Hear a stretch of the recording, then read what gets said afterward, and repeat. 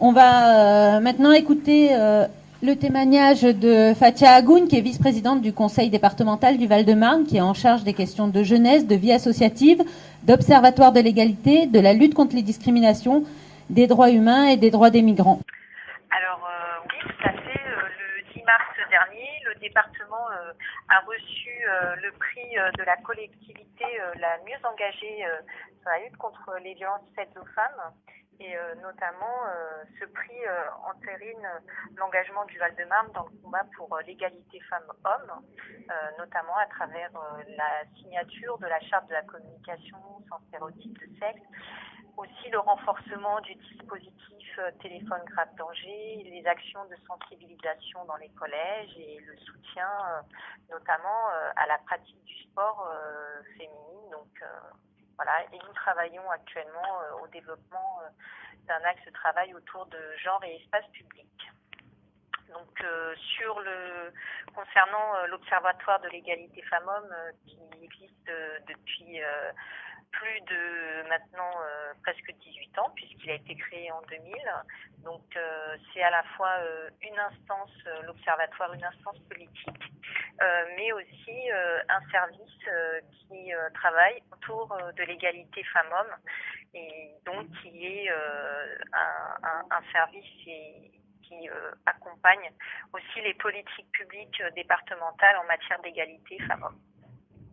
D'accord. Donc, il n'intervient pas qu'au niveau de l'institution, au département, il intervient sur l'ensemble des politiques publiques menées sur le département du Val-de-Marne.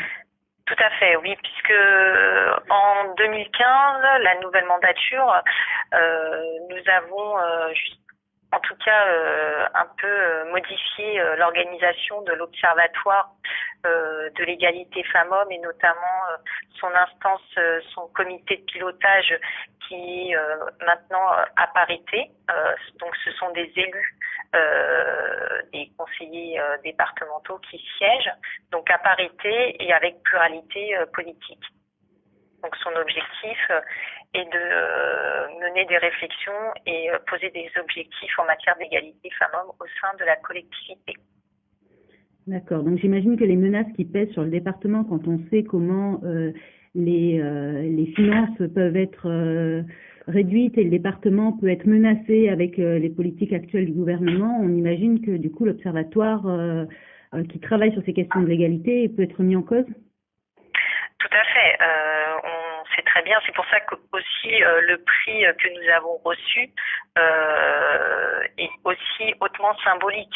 Parce qu'au moment où le gouvernement remet en cause l'utilité de l'échelon départemental et par cela l'avenir du département, je peux dire que c'est aujourd'hui important de défendre à la fois la défense du département, mais aussi celle de l'égalité femmes-hommes, qui est un objectif politique de l'exécutif depuis très longtemps.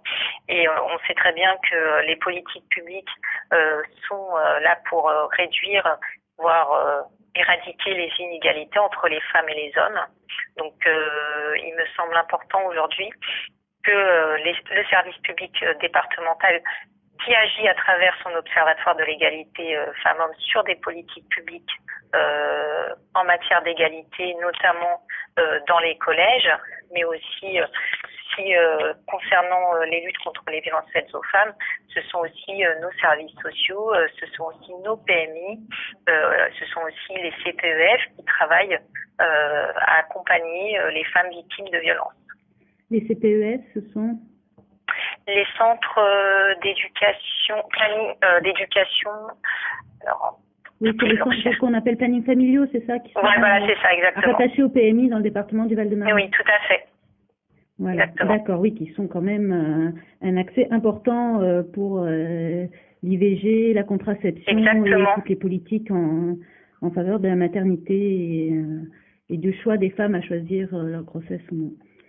Exactement, c'est exact, les centres de planification et d'éducation familiale, pour être, qui sont tout à fait constitués de médecins spécialisés en gynécologie ou de sages-femmes, d'infirmières, de conseillères conjugales et familiales. On peut consulter gratuitement. Hein. Exactement, tout à fait. D'accord. Ben, merci beaucoup. merci à vous. Comme je dis, le combat féministe est celui de l'égalité réelle entre les femmes et les hommes. Et le féminisme, c'est comme la politique, ça doit s'inscrire dans notre quotidien. Voilà, merci beaucoup et puis merci à vous. continualité. Voilà, allez, au revoir. Au revoir.